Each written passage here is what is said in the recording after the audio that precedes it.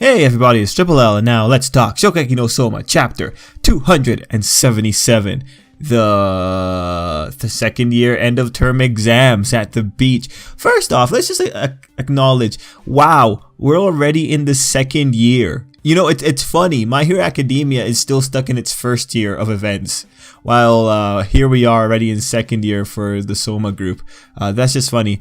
I mean, it feels just like a few days ago, or sorry, like a few weeks ago that we just got into the beginning of their the beginning of their second year in this little manga. Kind of interesting stuff. At this rate, they're going to be third years like before we even know it. Anyway, not the point. This week's chapter of Soma, we get to go back to regular old school Totsuki. Just, you know, do this or get expelled type mentality. And it's like, all right, cool. It kind of tells us that they didn't really adopt too much of the central philosophy or like any of central style, which you know, that's okay. Like as you follow this series of impression videos, you kind of know I felt like things could have been a bit more nuanced with central in general and their philosophy, because there were some things that worked. Anyway, if you're also following the videos, you know that I am not really into another save Erina plot line, even though the last one was a bit more refreshing, because like at least Erina was saving herself kind of. But in this chapter we have the nice stuff going on with the beach, and then you end up having Suzuki jumping in there and just reminding Soma that Erina is gonna be disappearing, and it's just unfortunate.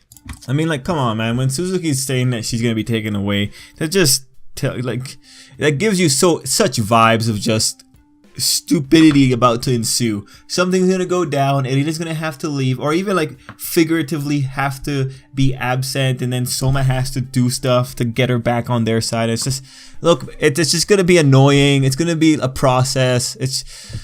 I'm hating thinking about it, but maybe the team behind Soma can make something cool happen and make it at least interesting. Or heck, maybe they can even be just preemptive and have Soma stop it before he even gets going.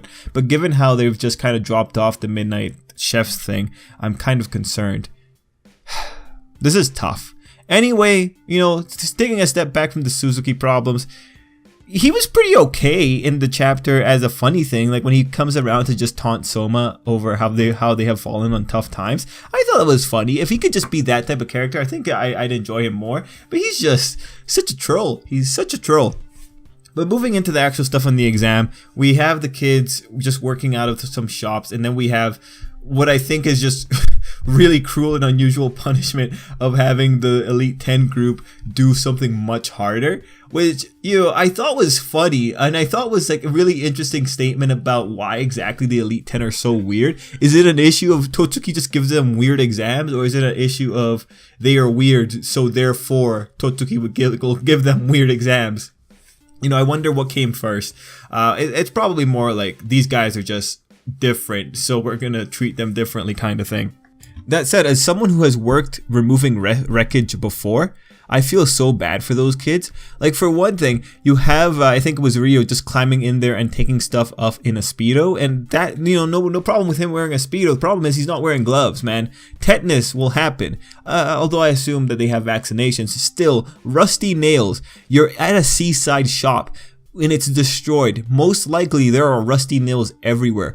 These kids are gonna get hurt. Like workplace safety or workplace hazards is something that clearly Totsuki has not taught these kids, and I'm very concerned for them. But because this is a manga, we're gonna ignore stuff like that. But the way I'm thinking about it, stubbed toes, nails sticking in their bodies, I don't know, animal feces, all those things are probably hanging around in that place that they have to deal with, and I think that's just very irresponsible of Totsuki to do that, send them in there without the proper gear. Like, actually, in terms of like workplace safety, people are pretty strict about that kind of stuff, right? Like, this is like all suable offenses, I think.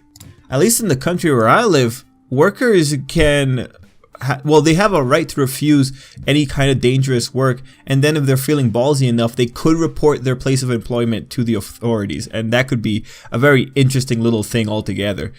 And you know, if you're in a big enough company, if you're doing that kind of stuff, this company might just want to settle with you, so you could make bank on that.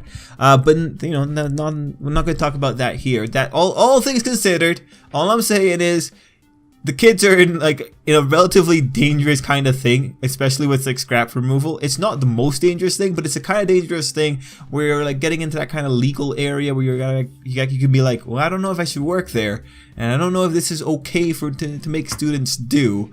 But then again, like I said, it's a manga, it's not real. I don't expect mangaka to understand the intricacies of workplace safety laws or whatever, or workplace hazard processes. Like, who would want to know about that, right?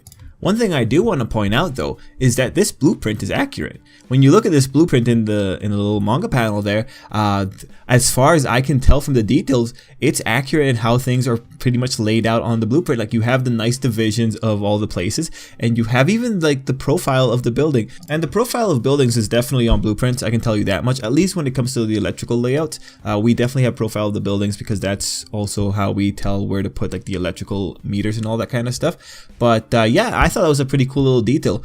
This is an accurate blueprint. I do think that, if anything, this is probably a copy and pasted blueprint.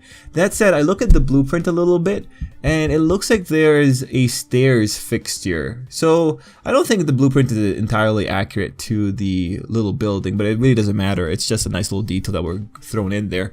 I thought it was pretty cool. Again, probably not a big deal. Anyway, aside from that, it's just a chapter that's setting up the exam that the kids have to do, and then also just awkwardly having the whole thing with Suzuki placed at the end just to remind us that there's an overall plot. Honestly, I think we could have done without Suzuki. I think we could have just had a nice little side arc without him, or maybe just him being a troll, because if anything, the author's good at writing people being funny. Now the chapter ends off with someone finding Erina, but like, I'm not gonna get my hopes up. I really don't think it's gonna be that big of a deal. It seems like an overall pretty simple chapter. It's a chapter that's establishing the rules of the situation, what we're gonna be doing for a few more chapters, and then pretty much it. That's it. Just a reminder of the overall plot, and then just seeing some shenanigans unfold. I mean, at the very least, it's a beach arc, so that means we're going to be seeing a lot of people in swimsuits, boy and girl, so like always, equal opportunity fan service is appreciated. Anyway, I'm gonna call it there. Like, I don't really have much else to say on this one, unfortunately, but yeah, let me know what you guys thought down below for so much chapter 277. I'm excited to hear, and until next time, I hope you have an absolutely great day.